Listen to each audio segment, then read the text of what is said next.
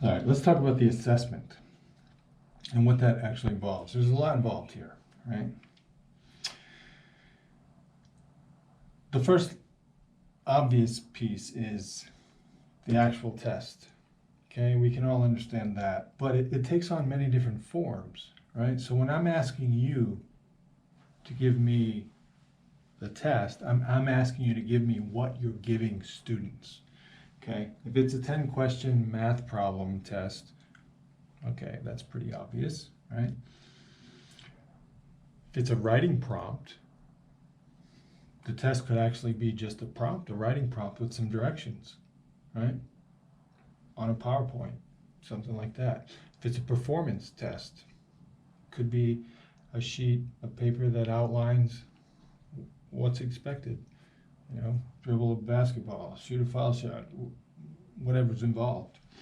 Okay, so the test is actually what you're giving to students for them to be able to perform what it is you want them to perform, what prompts them to do what you want them to do, okay, for you to evaluate and assess what they're doing.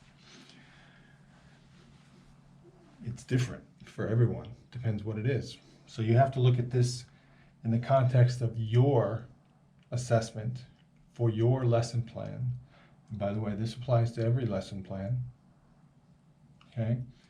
You have to look at your test piece and say, okay, what is my actual test that I'm giving students to make them perform what I want them to do? All right. Next, if it's a 10-question math problem test, then you know you have an answer key. Pretty simple. Okay, but if it's subjective, okay, we want to use something like a rubric to minimize some of that subjectivity. Okay. By the way, rubrics are tough to develop. You can look at the rubrics in the course to get some. You can look online for different things. Of course, there's resources available online, but you can look at any given rubric in the course and look at it as like a model. And rubrics are tough to develop because you sit down and you write them, and they seem like they work, right? But when you implement them, you realize you have a bunch of holes in it. So what do? As we do constantly in our profession, is continually self-reflect, modify, re-implement. So rubrics I kind of view as living documents, right? They're always changing, but you start with something. So you could have a checklist.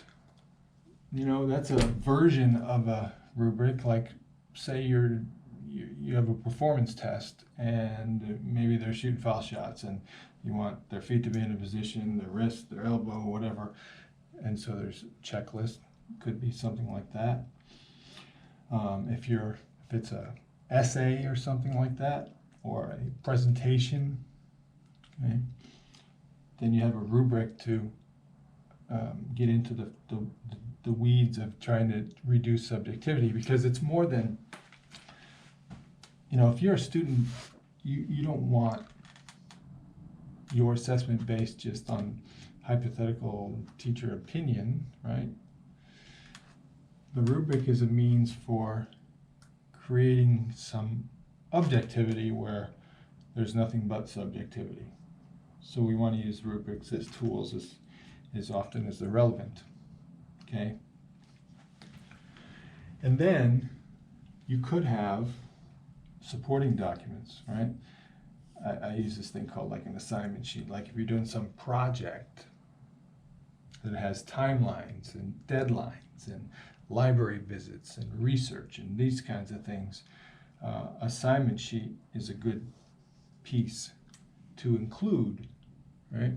So you give it to them, and it outlines, checkpoints, and by this date you're going to have this, and by this date you're going to have this. This is the big project, and this is the assessment. So it could be all of these pieces, but they look differently depending on what your assessment is. So you have to look at this and see how it applies to you, right?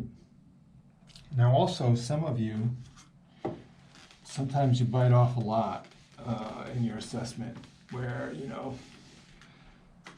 you've got 14 choices, and you know, they have to do a presentation, and then they do an oral part, and then they do a written part, and they've got all these behaviors, right? You got 3 or 4 behaviors in your objective that you want them to produce.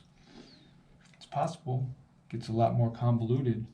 Okay, so you may need a rubric for one area and a rubric for another area, right? Because writing one rubric that differentiates between elements of a presentation that you want to see, like maybe in a PowerPoint, all of the elements in a presentation, and then you also want to assess the content and different things. So you could have several, depending on how many behaviors you have, you could have several pieces. So sometimes it's a little simpler to keep your behaviors and your objective to one. You don't have to, but sometimes that's a good strategy.